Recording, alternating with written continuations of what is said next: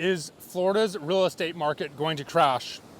I've had investors write me over the past week, hey Cody, is this a crisis investing opportunity? Is the Florida real estate market going to tank, and is there an opportunity to purchase land and homes for cheap? And the answer is yes and no. And I know that sounds like a non-answer, but I'm going to explain both sides and where there are some opportunities for investors, because the reality is Florida is going to be facing some tough decisions, or rather the residents of Florida are going to be facing some tough decisions in the coming years, and they already have. So backing up, just as a quick explainer, home insurance prices in Florida have almost doubled over the past couple of years, and that's because home prices have risen so much, but also just generally speaking, our entire economy globally, but also in the US, have seen a lot of inflation. So we're seeing prices go up on everything. One of the most noticeable price increases for Floridians is home insurance. So the idea is that if home insurance rates go up super high, home prices are going to come down because people can afford less of a home.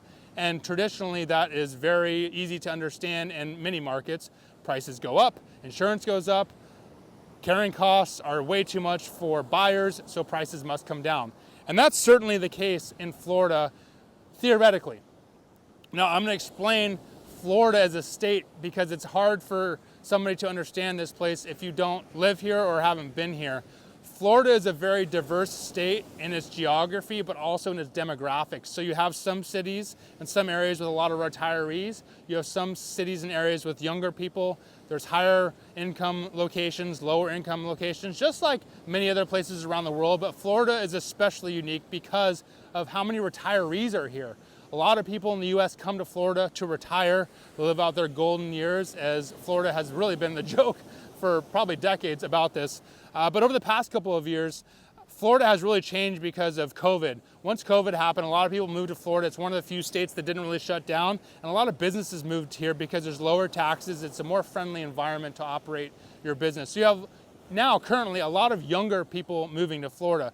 So the housing markets throughout the state are very, very diverse. So the answer to the question, are real estate prices going to crash? Yes, they are. They are going to go down in a lot of places. And these places are mostly middle to lower income. These places are where homeowners are more susceptible to monthly costs going up or down.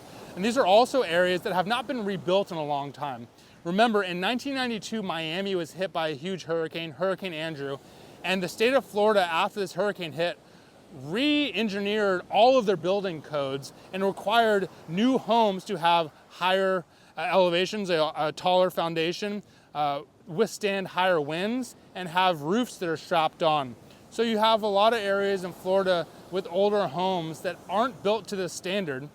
And a lot of the things you see in the news, when you see an entire neighborhood that's wiped out from a hurricane, and then randomly you'll see one home standing there, and you're thinking, why is that one home okay? How did that one home luck out? It's because it's a newer home. It's a newer home that's been built to standards that were required by the state of Florida after the hurricane that hit in 1992 in Miami. So those areas of Florida, which again, you see a lot of times in the news when they do hurricane coverage, they want to show you the worst parts of a storm, and they usually go to these neighborhoods that are older.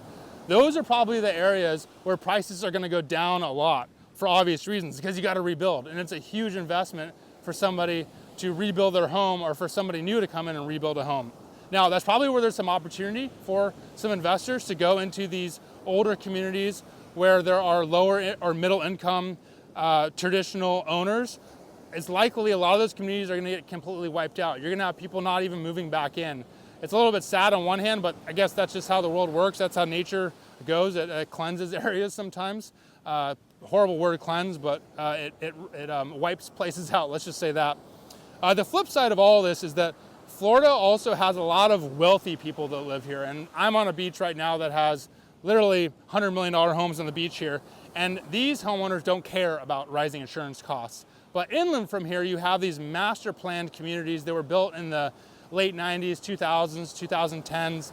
And these communities aren't touched at all by hurricanes in general because they're built to higher standards, but you also have people that are making more money and they're less impacted by rising inflation because they have jobs that rise with inflation, or they have assets that rise with inflation. So they're less susceptible to the changes that are going on. So those are the areas where prices probably aren't going to crash. They may cool off a little bit or flatline, but I'm not too concerned about these areas with the wealthier people.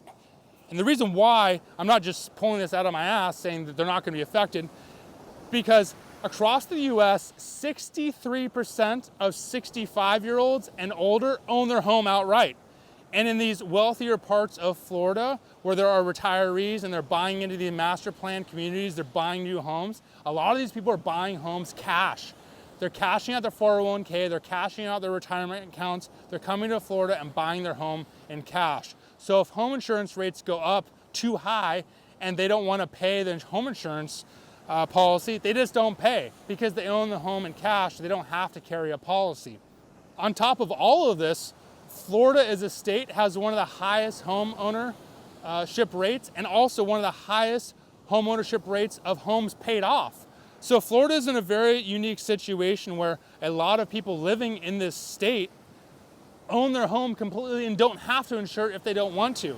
So those are the areas that are probably not going to be affected by this impending housing crash that may come to Florida. Because at the end of the day, these are retirees that don't care. They just want to live out their golden years in a beautiful place, and they own their house outright. It's the home that they custom built or that they dreamed about or that they saved their entire life for. They're going to ride this thing through until the end. So the fact that home insurance rates are going up, they're not going anywhere. They're going to live here. Those areas in Florida, a lot of them are in South Florida, where a lot of retirees end up. It's also very expensive in this area where I am right now.